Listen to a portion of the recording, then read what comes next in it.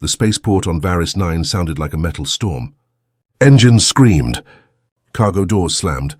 Voices stacked over voices until the air itself felt heavy.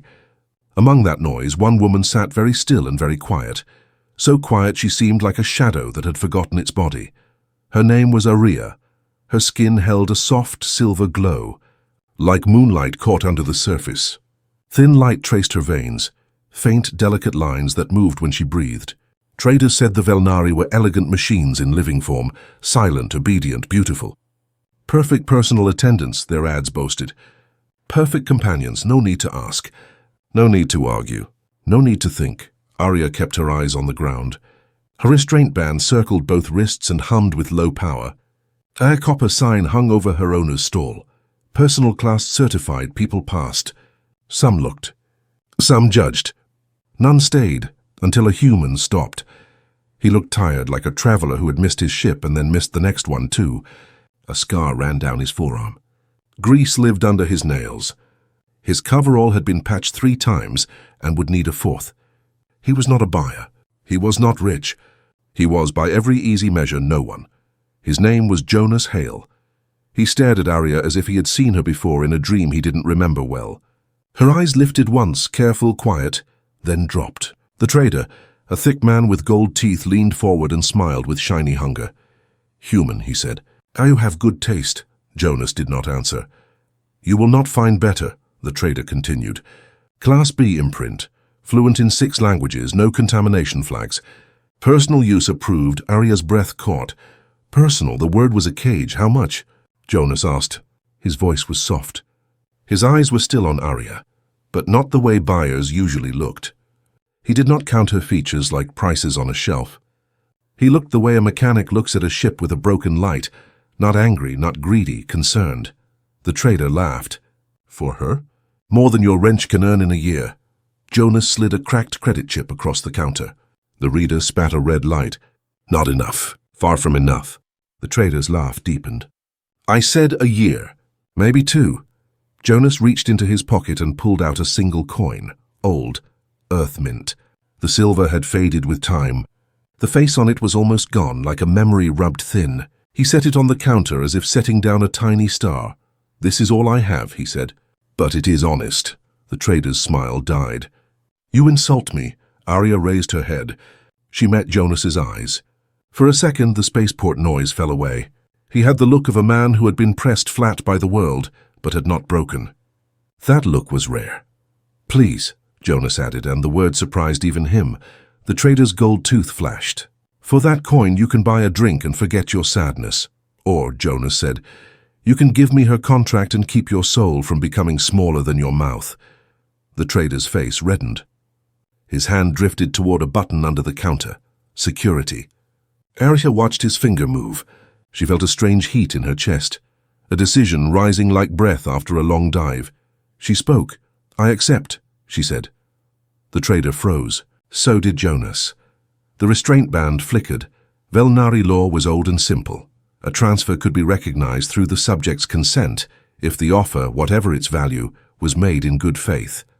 Most traders disabled that protocol. This one was too arrogant to imagine it would matter.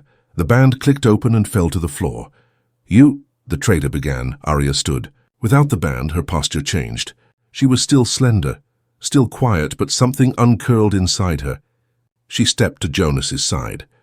The trader's laugh returned, but it sounded like a broken engine. "Station security will reverse." "No," Arya said. "I invoked the witness protocol. Your store feed recorded it." The trader's smile failed for the last time. He reached for the counter button anyway. Jonas's hand moved first, gentle but firm, pushing the console away. Not a punch, not a threat. A statement enough. They walked. No one stopped them. The coin stayed on the counter, small and stubborn, the weight of a choice that changed 3 lives, hers, his, and the trader's, whose soul might still have time to grow again. Outside, the air was colder. Jonas led Arya to an empty service corridor where the station lights were softer and the walls hummed with power. He took a small cutter from his belt and sliced the last thread of the band that had not fully released. It fell in 2 pieces. "You're free," he said. Arya touched her wrists. The skin there was pale and new. "Free," she repeated, as if testing the shape of the word. So you bought me. I freed you, Jonas said. I don't own people. Then why spend your last coin? He gave a tired half-smile. Because no one else did. They shared silence then. Not the silence of fear. The kind that means two people are listening for the same thing and do not yet know what it is. For the next days, Arya followed Jonas like light follows a window. He did not tell her to stay. He did not tell her to go. He split his food, split his time, split his work. He fixed ships in the lowest hangars, the ones no one visited unless they were desperate. He slept in a corner of a maintenance bay that smelled like old metal and honest work. He asked Arya nothing. He offered her everything he could, which was not much. Once at night the station alarm screamed. A transport had a power surge in Dock 12A. Jonas ran without thinking, tools banging against his side. Arya ran with him. The surge had trapped a family behind a door whose sensor had fused shut. Jonas shoved his shoulder under the manual release and pressed up. The door groaned. His arm shook.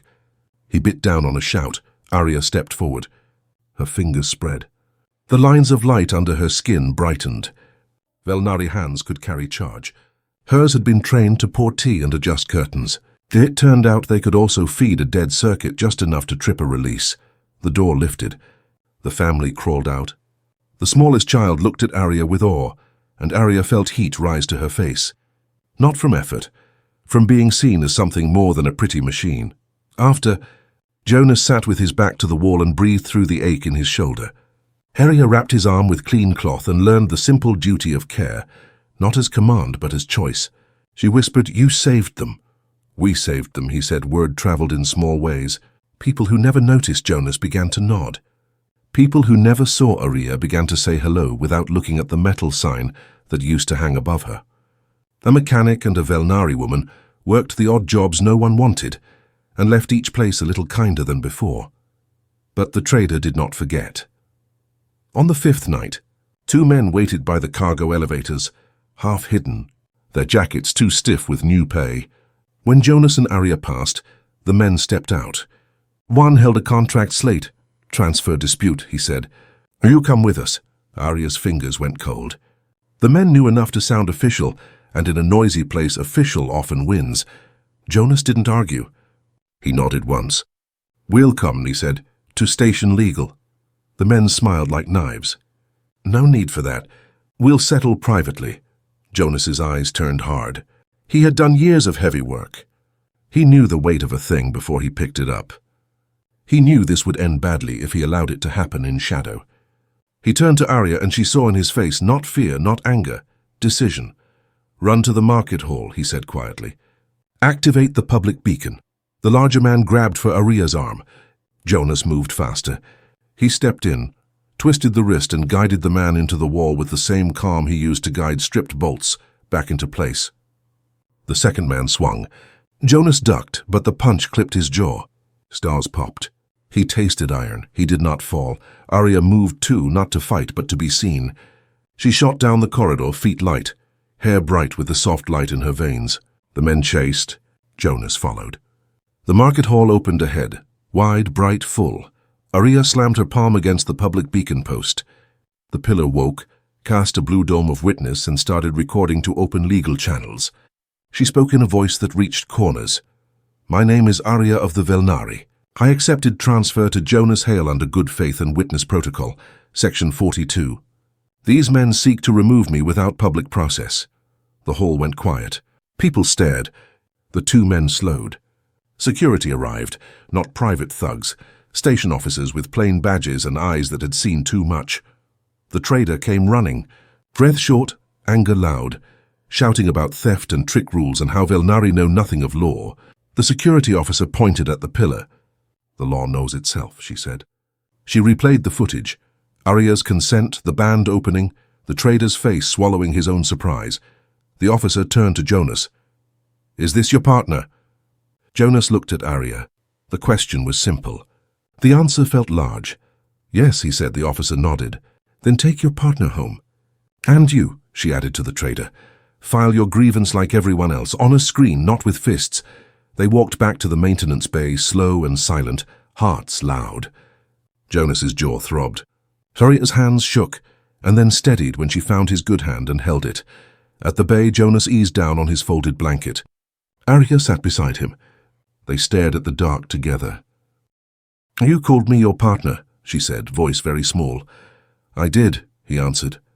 "Am I?" Jonas could fix broken circuits. He could point at a ship and tell you which part would fail in a month.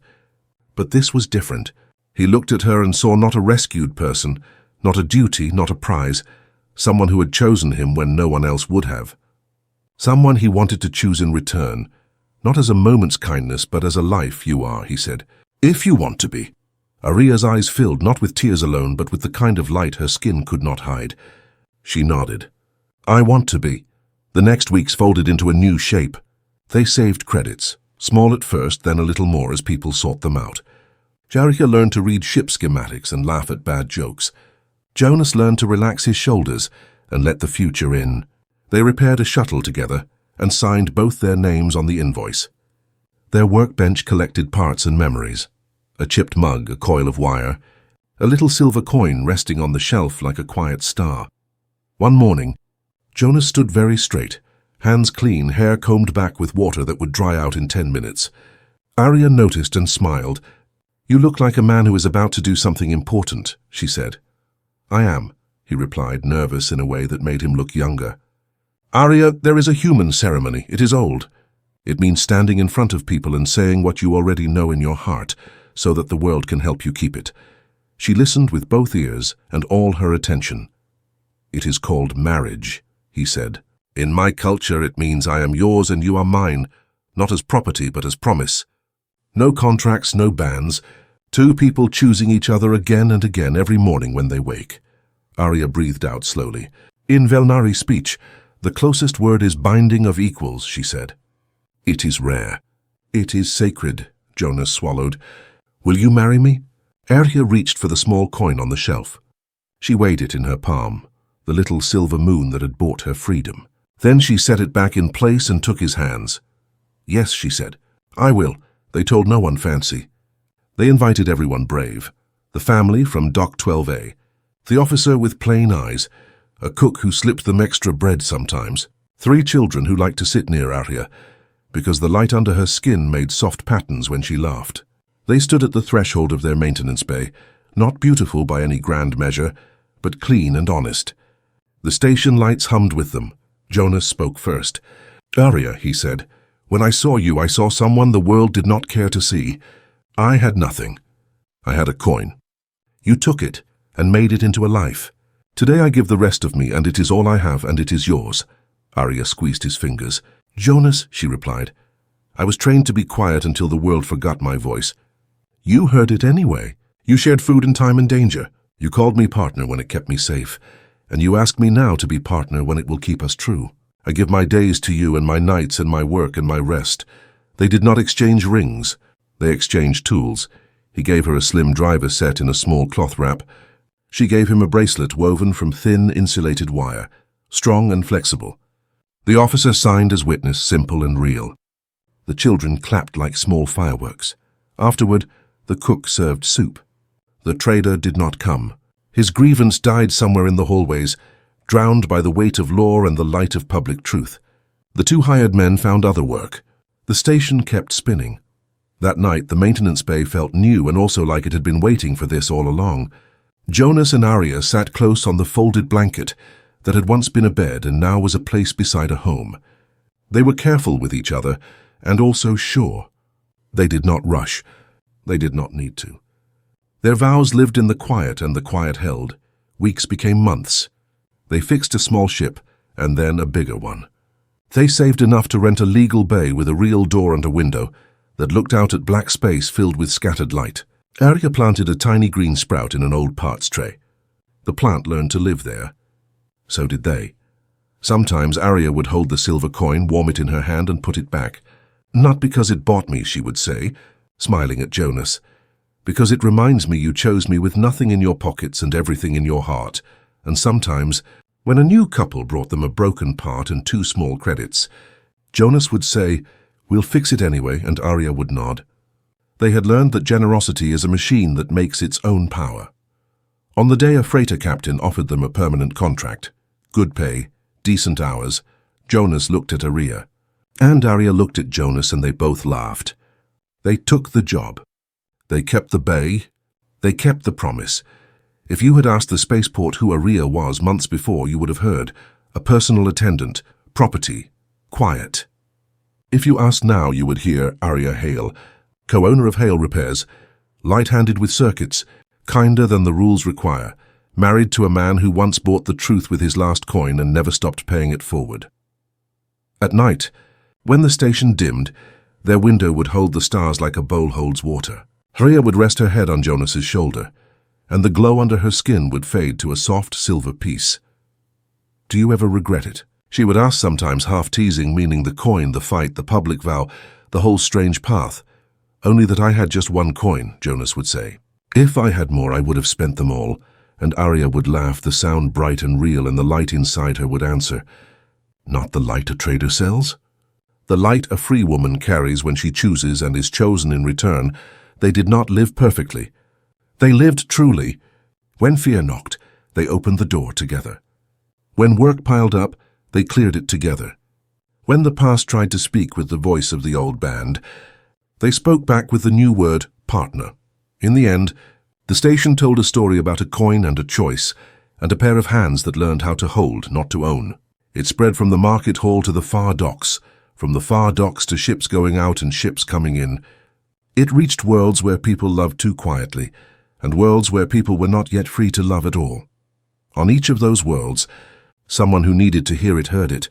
She was just a personal slave until a man spent his last coin to free her, and then asked her to be his wife, not his property. And she said yes, not because he paid, but because he chose. And he chose her, not because she was silent, but because he had listened long enough to hear her voice. The coin stayed on their shelf. The vows stayed in their hearts. The door of their bay stayed open. The stars stayed where stars always stay, far and near at once. And in that distance, two people kept their promise every day in simple ways, until promise felt like air, the thing you breathe without thinking, the thing that keeps you alive.